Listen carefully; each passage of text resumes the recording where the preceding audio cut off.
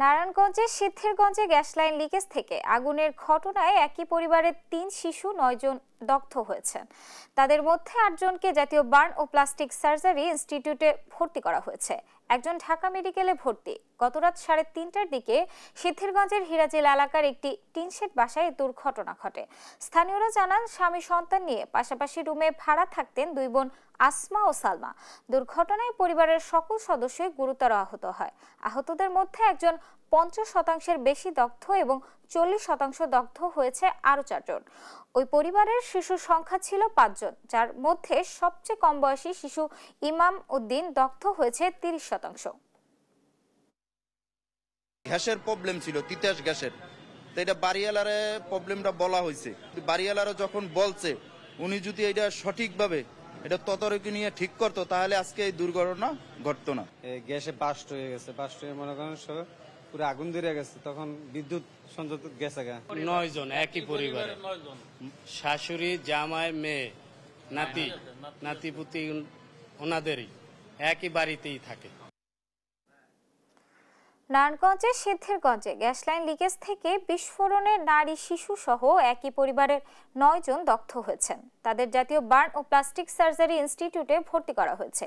এ নিয়ে আরো জানাতে এই মুহূর্তে ঘটনাস্থল থেকে বিল্লাল হোসেন ও জাতীয় বার্ন ইনস্টিটিউট থেকে যুক্ত হচ্ছেন সহকর্মী ফজলে আদিত্য। শুরুতেই যাচ্ছি ঘটনাস্থলে। বিল্লাল, কিভাবে ঘটল দুর্ঘটনা, এ বিষয়ে বিস্তারিত জানাবেন।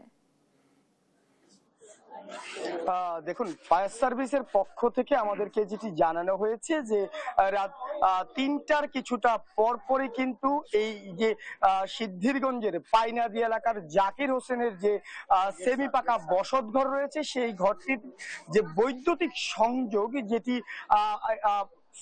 ঘরের ফ্রিজের সাথে কানেক্ট ছিল, সেই সংযোগের মধ্যে কিন্তু হঠাৎ করে আগুন ধরে যায় এবং এর পরবর্তীতে সে আগুন ফ্রিজে ছড়িয়ে পড়ে এবং ফ্রিজের মধ্যে যে গ্যাস ছিল, অর্থাৎ গ্যাসের যে চেম্বার রাখা হয়, সেটি আসলে বিস্ফোরণ ঘটে এবং তার পরপরই কিন্তু এই দুটি পরিবার, পাশাপাশি দুটি পরিবারের সদস্যদের পুরো ঘরে আগুন ছড়িয়ে পড়ে এবং দুটি পরিবারের ৮ জন দগ্ধ হয়েছেন। তো রাতেই কিন্তু আসলে তাদেরকে স্থানীয়রা এবং ফায়ার সার্ভিসের সদস্যরা তারা কিন্তু উদ্ধার করে ঢাকা মেডিকেল এবং জাতীয় বার্ন অ্যান্ড প্লাস্টিক সার্জারি ইনস্টিটিউটে নিয়ে যায়। তো আমরা এইখানকার যে যারা ঘটনার প্রত্যক্ষদর্শী যে পরিবারগুলো আসলে পাশাপাশি বসবাস করে, তাদের সঙ্গে কথা বলেছি। তারা যেটি জানিয়েছেন যে বাড়িটিতে এর আগেও একইভাবে এই বৈদ্যুতিক শর্ট সার্কিট থেকে আগুনের ঘটনা ঘটেছে এবং এটি আসলে বাড়ির মালিককে তারা জানিয়েছেন, কিন্তু তিনি কোনো উদ্যোগ নেননি। ঘটনাস্থলে আমরা পুলিশের সঙ্গে কথা বলে যেটি জানতে পেরেছি, তারা এই দগ্ধদের খোঁজ নিচ্ছেন এবং ফায়ার সার্ভিসের সদস্যদের সাথে সমন্বয় করে পুরো ঘটনার যে তদন্ত, সেটি তারা ইতিমধ্যেই শুরু করেছেন। আমরা ফায়ার সার্ভিসের যিনি সিদ্ধিরগঞ্জের ফায়ার স্টেশনের সিনিয়র স্টেশন মাস্টার, তার কাছ থেকে জানতে চাইব কি কি পেয়েছেন, কি কি কারণে এই ঘটনাগুলো ঘটছে। জি ধন্যবাদ। আমরা রাত ৩টা ৩৫ সংবাদ পাই যে পূর্বপাড়া পাইনাদি একটা আগুনের মেসেজ পাই। মেসেজ পাওয়ার সাথে সাথে আমার নেতৃত্বে 2টা গাড়ি আমরা দ্রুত ঘটনাস্থলে আসি। সময়টা ছিল ৩টা ৪০। ৩টা ৪০ আসার পরে দেখি আগুন। আগুনের কাজ করি, নির্বাপনের কাজ করি, পাশাপাশি আমরা লোকজনের কাছে জিজ্ঞেস করি যে ভিতরে কোনো লোকজন আটকা আছে কিনা। বললো যে কোনো আটকা নাই, কয়েকজন লোক ছিল, তাদের হাসপাতালে নিয়ে গেছে। তাৎক্ষণিক আমরা পরে আগুন নিভানোর পরে আমরা আসলে দেখি যে কি কারণে আগুনটা লাগতে পারে।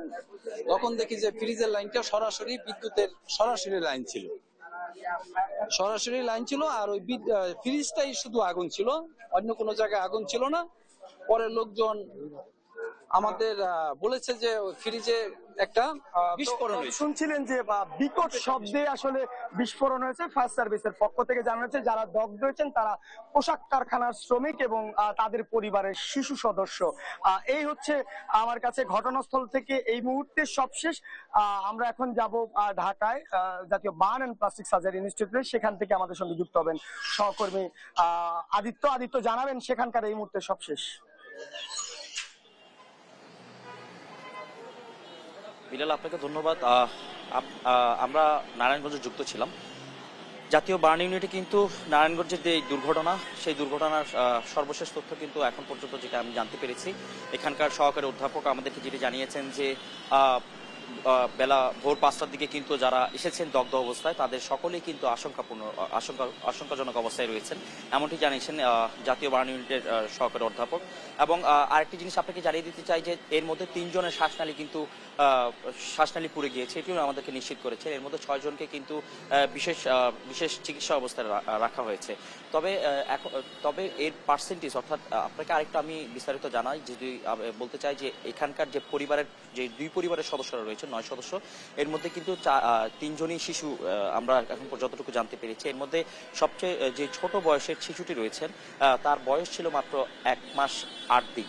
সো 1 মাস 8 দিনের যে বাচ্চা রয়েছে সেই বাচ্চাটা কিন্তু যে দগ্ধের পরিমাণ তাও কিন্তু খুবই ভয়াবহ, অর্থাৎ 30% কিন্তু পুড়ে গিয়েছে তার শরীরে। তাকে কিন্তু বিশেষ একটি চিকিৎসার আওতায় অর্থাৎ আনা হয়েছে এবং তাদেরকে 6 জনকে কিন্তু বিশেষ চিকিৎসার আওতায় আনা হয়েছে। এবং 9 জনের মধ্যে 1 জন হচ্ছে ঢাকা মেডিকেল এবং 8 জন রয়েছেন দগ্ধ অবস্থায়।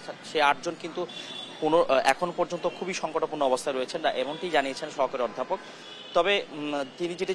তবে এখন পর্যন্ত কাউকে কতদিন লাগবে অর্থাৎ এই জায়গা থেকে চিকিৎসা দিয়ে সুস্থ হতে, সেটি কিন্তু আমাদেরকে নিশ্চিত করেনি। তবে যেটি জানিয়েছেন যে দগ্ধ যারা রয়েছে তারা সকলেই সংকটাপন্ন অবস্থায় রয়েছে। এর মধ্যে 3 জনের শ্বাসনালী পুড়ে গিয়েছে এবং 6 জনকে বিশেষ চিকিৎসা অবস্থায় রাখা হয়েছে। এই ছিল আমার কাছে বার্ন ইউনিটের নারায়ণগঞ্জের সর্বশেষ তথ্য।